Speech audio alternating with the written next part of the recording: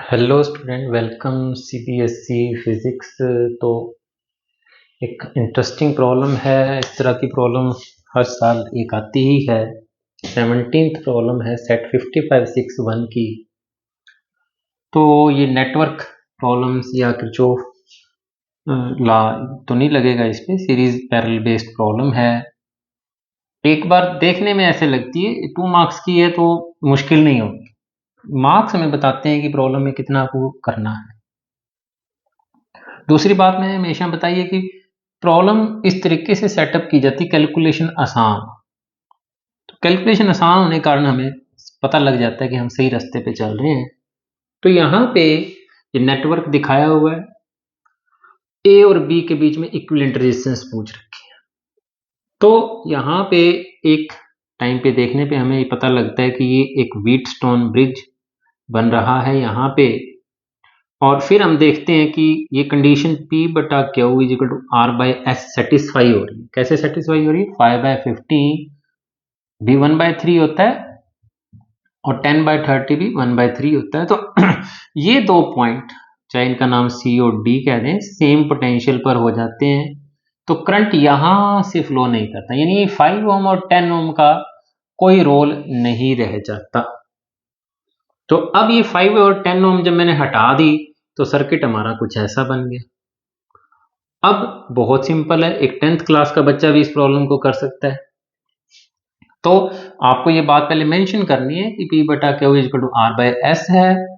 तो हम इस सर्किट को इस तरीके से लिख सकते हैं, ये वाली 5 और 10 ओम रेजिस्टेंस जो यहां थी वो खत्म हो गई।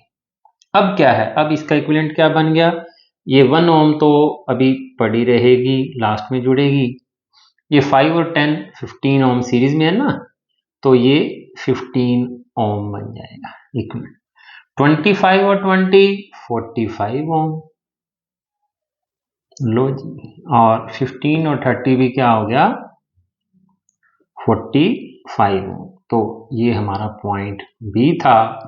अब बिल्कुल सिंपल प्रॉब्लम है कि 3 रेजिस्टेंसेस पैरेलल में है, हमको जोड़नी है। तो पैरेलल में रेजिस्टेंस कैसे जुड़ती हैं? Simply 1/R is equal to 1/R1 plus 1/R2 plus 1/R3। 1/15 1/45 plus 1/45, 45 LCM ले लो, 3 आ जाएगा यहाँ। 45 1 प्लस 1 5/45, ये क्या आया है? 1/R। इसका मतलब R क्या होगा? 45/5 यानी कि 9 ओम। इस सारे की इक्विवेलेंट रेजिस्टेंस बन गई हमारे पास 1 ओम प्लस 9 ओम। ये पॉइंट A है, ये पॉइंट B है। बोर्ड में सही दिखाई दे रहा है 1 ओम और 9 ओम। यस, थोड़ा 9 क्लियर करके लिख देता हूं। तो अब ये 3, वैसे 6 थी, 6 की 3 रह गई, 3 की 1 रह गई। सिंपली 9 प्लस 1 इक्विवेलेंट क्या हो जाएगा? एक रेजिस्टेंस 10 ओम पॉइंट A और पॉइंट B के बीच में। तो बच्चों, उम्मीद है समझ आ गया होगा। छोटा सा वीडियो है इस तरह का, पिछले साल भी ऐसे लगता है ऐसे है कि पता नहीं कैसे होगी ये प्रॉब्लम, बट थोड़ा सा ध्यान देने पर ये 2 मार्क्स की प्रॉब्लम है, इजी प्रॉब्लम है।